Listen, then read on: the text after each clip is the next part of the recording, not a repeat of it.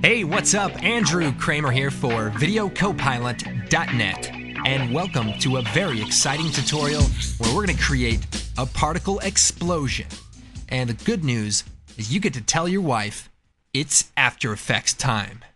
In fact, I just got done telling my wife it's After Effects time, and she didn't know what I was talking about. She thought maybe I was having some side effects from medication or something, and very strange encounter, to say the least. But just got back from the doctors, and everything seems to be in order. So, I'm just kidding, by the way. Everything is not in order. I'm very sick, so we need to hurry up and get this thing done. So here's what we're going to be creating. And looks pretty interesting. So let's go ahead and get started. We're going to create a new comp, 864 by 486, 24 frames per second, and about 20 seconds long. Choose OK. Create a new solid, and we'll call this background OK. So let's add a quick ramp. I'll choose Effect, Generate, Ramp, and we'll make it a radial ramp, and we'll make it red and black. And instead of having it at the top like we always do, move it over to the side. Bam. And then we'll take the text tool and we can write, we'll write something clever.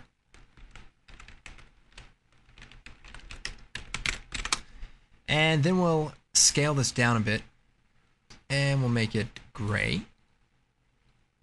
Now, I do get an occasional question about moving the anchor point. Well, in the paragraph settings, if you center it, it'll move over, but you can also use the pan behind tool and move it around. Well, we're going to center it to the left and move the pan behind tool somewhere about here. So, looks pretty good. Now we're going to come over to the effects and presets, and we're going to type in Pixel Poly. And it's a great little effect, but before we use it, let's pre-compose our title. So we'll choose Layer, Pre-compose, move all attributes, we'll call this title, and we'll hit OK. And then maybe I'll slow down a bit. No, I won't. We'll take it, we'll drop it on there, and it's a pretty cool effect. If we watch it, just kind of breaks up into little pieces. It's not 3D, it's just cool. Now we're going to move forward a bit and turn the force down to 0, the gravity down to 0, and the spinning down to 0. So now we're back where we started. Then we're going to keyframe the force and the spinning, hit U, and we'll move forward about 3 frames, and we'll turn the force up, maybe 150. And then the spinning, we'll turn that up to about 45 degrees. So that way, kind of shoots off and spins away. And we could do a little bit of gravity, but we'll work that in a little bit later. Now, I want the pieces to be small. So here we change the grid spacing, and you can see that we can create smaller pieces. Now, I want to go ahead and make 2 versions. One with about medium-sized pieces, about 10. And then we're going to duplicate this, but let's turn up the speed, randomness a bit, and then we'll duplicate the layer. Edit, duplicate.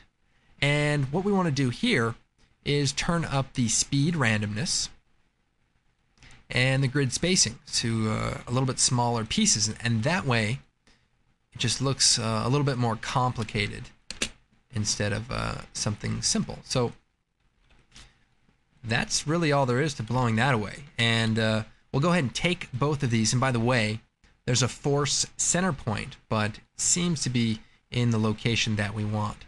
There's another setting here, the direction randomness. You turn that up, and you can create a lot more random looking debris. But pretty cool effect, pretty quick, and we're off to it. Now, I need to pre-compose these 2 layers now. So we'll hold down Shift, select them, Layer, Pre-compose.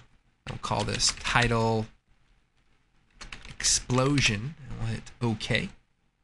And then there's another effect called Force Motion Blur. I'm going to bring that out, drop it on the layer, and so now we've got some motion blur. And you can turn up the samples a bit. It does take a little while to render because it's sort of rendering a bunch of things there, but it looks really, really good. So onward and upward. Now, I've got to say, I'm pretty excited about this tutorial, and not that we're going to be covering anything terribly fascinating, but I have a feeling that this is going to be one of the tutorials that's under like 50 minutes for once, so that is pretty exciting there. Choose OK. And there's another thing I want to create, an adjustment layer, and this is going to be our control layer. So we'll select it, we'll hit return, type control, and we'll choose effect, slider control, and we're going to animate this. So we want there to be an explosion, and then we want there to be another explosion. So we'll zoom in here. We've got seconds. I'm going to set a keyframe, and then I'm going to move forward 10 frames. So Control Shift forward arrow moves forward 10 frames, and I'm going to set another keyframe. And then I'm going to go to about just left of the middle, and we're going to turn this up to 150. And that way it turns on, it turns off, we wait a second, and then we're going to do it again. Keyframe, forward 10 frames, and then we're going to turn this up to 150. So this is going to be our trigger for all of our particle effects. So instead of doing a bunch of layers with a bunch of animation, we're going to use one layer with all of the animation here. So if we want to change it, we can change it right here with this control layer. Okay, next we're going to create our particles. So we're going to type in particle world. We're going to bring that out onto our particle layer, and we're going to change this to off. And we'll go into the particle settings, and we're going to change it to faded sphere. Very nice. And we want to play around with some of the settings. So first, we're going to turn the gravity down to 0, so the particles are just shooting outward. Now we want to turn on the motion blur, so if we go into the options, click on rendering, and turn on force motion blur, choose OK, and OK. So now we've created that effect. Now, the velocity needs to be adjusted. So I'm going to turn that down to 0, and we're going to link this to our control layer. So we're going to alt-click on the velocity, take the pick whip, and bring it up to the slider for our control layer. So now the value is going to be coming from that layer. Now 150 is a pretty high velocity, so we want to change this at the very end to add a quick expression. We're going to do star or multiply 0.02.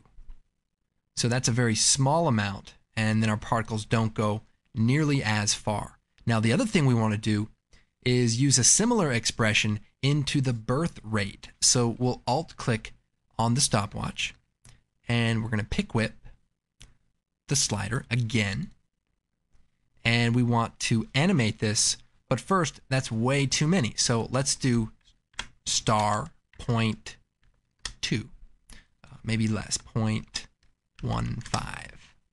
And so now we have less particles, but you can see quickly it just creates a quick explosion, and then they go away. Now, we'll make the life about 0.75 seconds, so it's pretty short. And also, let's go into the producer and make it very, very small on the X and Y, but turn it up on the Z axis so the particles are actually hitting the camera almost. So that looks pretty cool. We also want to play around with the size, so we'll turn the depth size down and maybe the burst size so they're not as large. Now there's one more thing that we want to do to this particle effect, and that is add an expression that allows us to link it into 3D space. So right now we've got some weird producer settings, X, Y, and it allows you to move it around, but it's kind of awkward. So we're going to create a null object, and we're going to call it CC capital N-U-L-L, CC null. And we're going to make it a 3D layer. Now, I did this in a 3D stroke tutorial, so you can search for that to kind of get into the details of it. But for now, I'm just going to use the expression that we created there. So this is for the X, Y, and Z. So we're just going to copy this in to each of the different channels of the producer position. So X, Y, Z, alt-click on the X, and we'll come over here, we'll paste that in there. And we'll go to the second part. Alt click on the Y, paste that in there.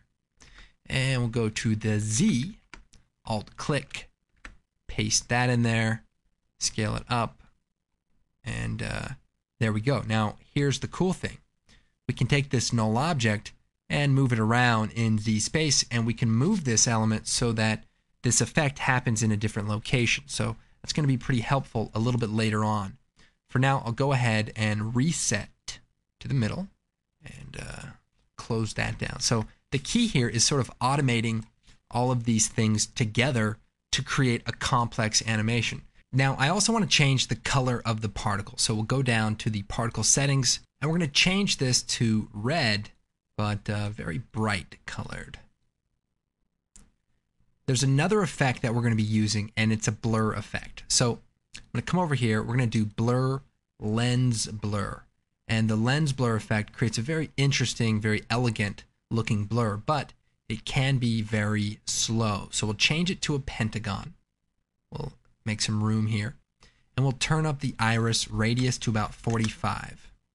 And the other thing we need to do is intensify the amount of bright spots there are. So there's a couple of settings for that.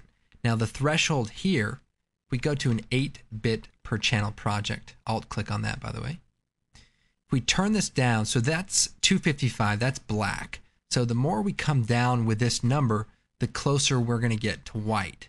And if we bring it down to about the middle, turn up the brightness here, and you can see that some of those elements are going to get pretty bright. So just by playing with those settings, we can create kind of an interesting looking blur effect. But you also want to be careful because it can start to look a little hokey, but make a few adjustments there. And I think this is a good starting point. Then we can add a curves adjustment, effect, color correction, curves, and go to the alpha channel. So that's like the transparency, and turn that up a bit. And that way it's a pretty intense particle effect. So that's the first thing we're going to do. However, if you want to find a really nice looking blur effect, there's another effect from this company right here. Trying to search for that. It's called depth of field or out of focus. And it's part of the lens care toolkit. We're going to turn on the out of focus plugin. We're going to move that into position, remove the lens blur effect, and instead we're going to use the out of focus, which is very similar, but I think creates a much more natural blur. And we're going to turn up the radius to about 40. And that looks pretty good. It also has a threshold in the highlight selection. We'll open that up, enable it, and let's see. The lightness start, we can turn that down a bit, and then turn up the additive highlight. And adjust that just like that. So you can choose either of the plugins, but the out of focus definitely looks very nice. So we've created the first particle effect, but we need to create several more. So we're going to take this particle layer, choose edit, duplicate, and then we're going to unsolo one of them, and we're going to make this small particles. The thing about this layer is we don't want it to be out of focus. We want it to be small particles, and we're just going to adjust some of the settings in the particle world settings. So we'll go in here. First, we'll make the radius 0 on the z-axis, but we're going to turn it up on the y-axis. So that way the particles kind of shoot out sideways. Now for this, we want the particles to be very small. So we'll turn the birth size down. We'll go up to full res here. Turn the birth size down and the depth size so it's really small. We can maybe brighten the color of the particles up just a bit. And to increase the count of the particles, we'll go into the expression, hit U, and we'll change the multiply amount. So right now we're multiplying the value in the control layer, which is up to 150, and we're doing it 0.15% of that. So we actually want to change that, or I should say 15%. We're going to change that to 25. And that's just going to make a lot more particles. And as we turn this up, we're just going to create, a more complex scene. So go up to 50 just for now, and we can always come back and make some adjustments. Now I'm going to duplicate the particle system again, so we'll hit Control D. We'll unsolo one of them. And for the producer, we want the Y radius to be 0, but the X radius to be high. And that way the particles shoot out in that direction. Now for these particles, we want to turn on the lens blur, but instead we're going to use the out of focus, and we're going to make it very small, about 10. And that way we can see them pretty well. And the other thing I want to do is go into the settings and make sure that these particles are lasting for at least 1 second. So we also want to make sure that the size of the particles is large enough so that we can see them as they get blurred out. And that looks really nice. So we'll go with that. We also want these particles to be a little bit more on the purple pink side. Nice. And let's take a look at how this is blending together as a whole. So it's looking pretty good. We might want to change the transfer mode of all of these to screen. Now I think I want to make an adjustment to the larger particles here. So let's go into the effects for the particle world, and we want to make a few adjustments in the physics category. So we're going to turn up the resistance to 5. And what that does is makes the particles shoot out quickly and then slow down. For this reason, we want to turn up the velocity amount. So if we go to the velocity expression, what we want to do is multiply it by something a little bit higher so that it goes a bit quicker. So we'll try 0.05 and we'll take a look. So this way they're shooting out quickly and then slowing down. So that might be a bit extreme. Let's try 3.5 for now. And that looks pretty good, but we can always come back and make a few adjustments. We also should go into these other effects and turn up the resistance maybe to about 4, and again to this other particle layer we'll turn the resistance up to about 4. And again, if we need to, we should turn up that velocity by turning up the multiplier here. So we'll try 3.5. That way they really shoot out. Okay, so here's what we have so far. Pretty good. The other thing we need to do is build in the bright particles. So I've created a quick glow element that looks like this, and we're going to use it as a custom particle. So we'll bring that out into the project, but we're going to shut the eye off. We don't actually want to see it. And then we're going to take one of the particle layers, maybe the first layer, and duplicate it. Now this one is going to be called the sprite particles, and we're going to select it. I'll go into the effects, shut off the out of focus, and maybe even the curves. What we're going to do is choose a specific particle type. So instead of the faded sphere, we're going to choose the textured quad polygon, and this is going to allow us to select a texture layer. So we'll go down, we'll select the glow element. Also, click on the solo switch. Now, the particles are really small, but they're there.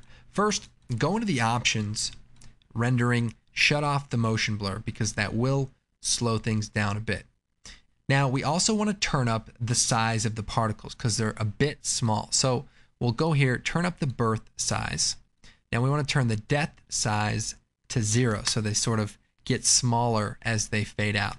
Now you can see some of them are sort of rotated, and we want to turn the rotation speed and the initial rotation to 0 so that they're just pointing at the camera.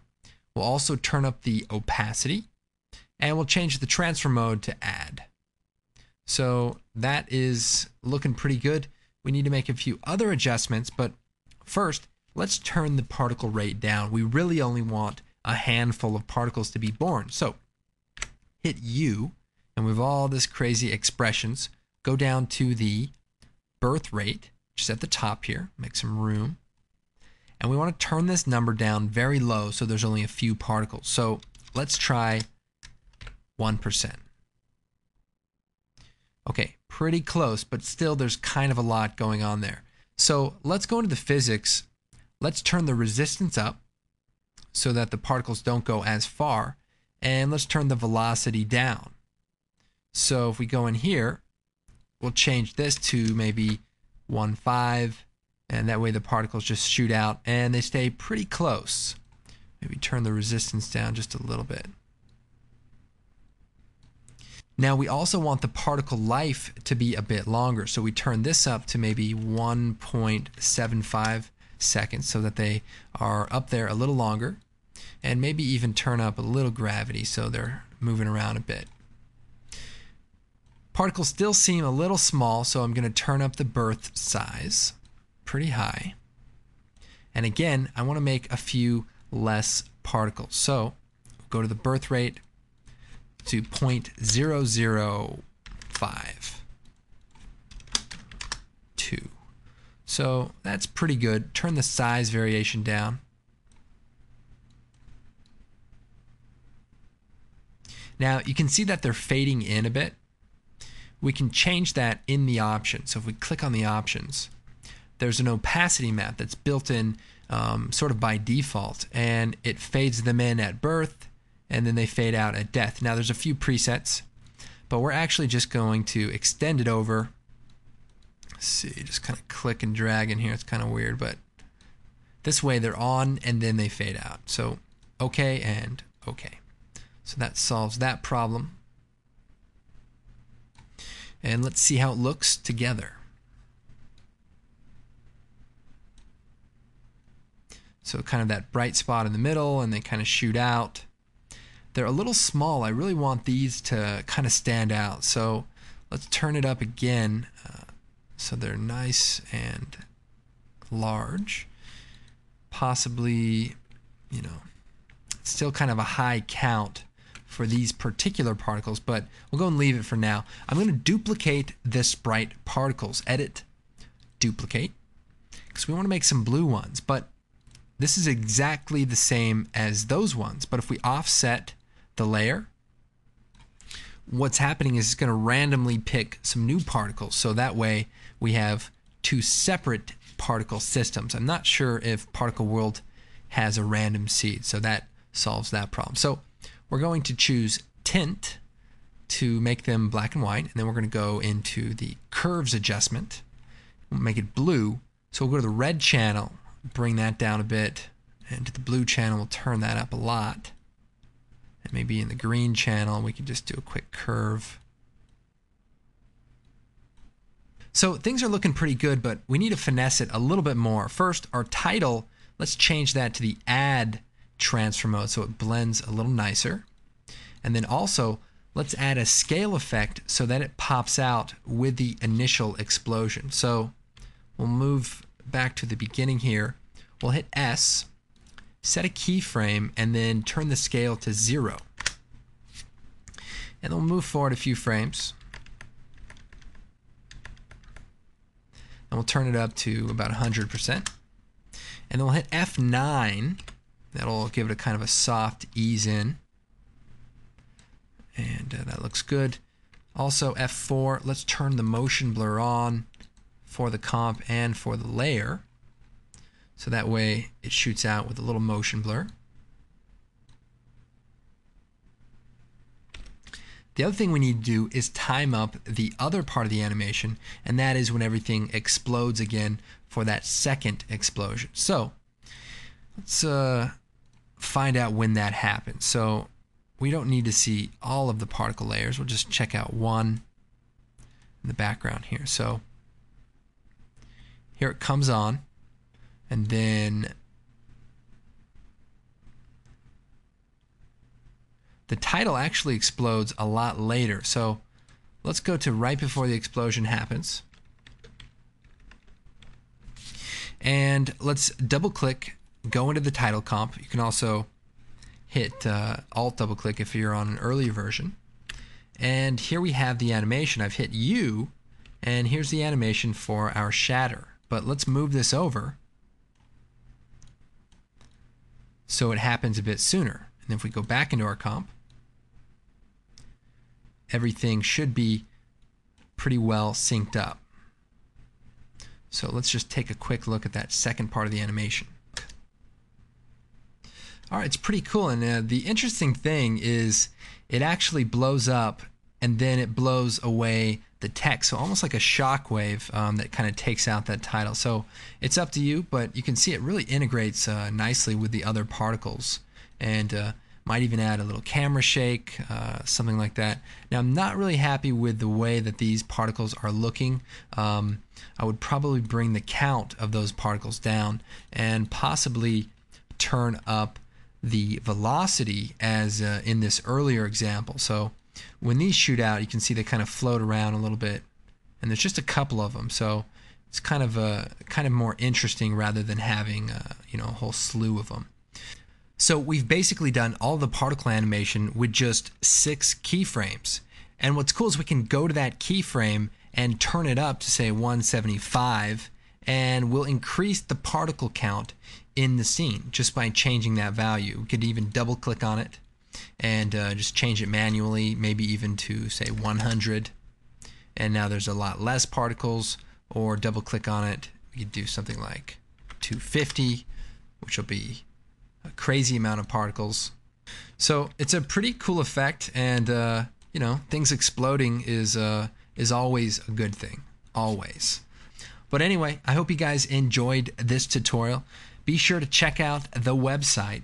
We've got a bunch of tutorials. We have a basic training series to get you started in After Effects, or if you know somebody who might be interested in getting started, it's a great series. It's free. We also have some great presets, which are also free, and of course some great products like Action Essentials 2 for creating some real explosions, and a bunch of other great effects. Be sure to visit the forum and the blog. We've got tons of project files and fun information on motion graphics and visual effects. So I am Andrew Kramer, and we'll see you next time.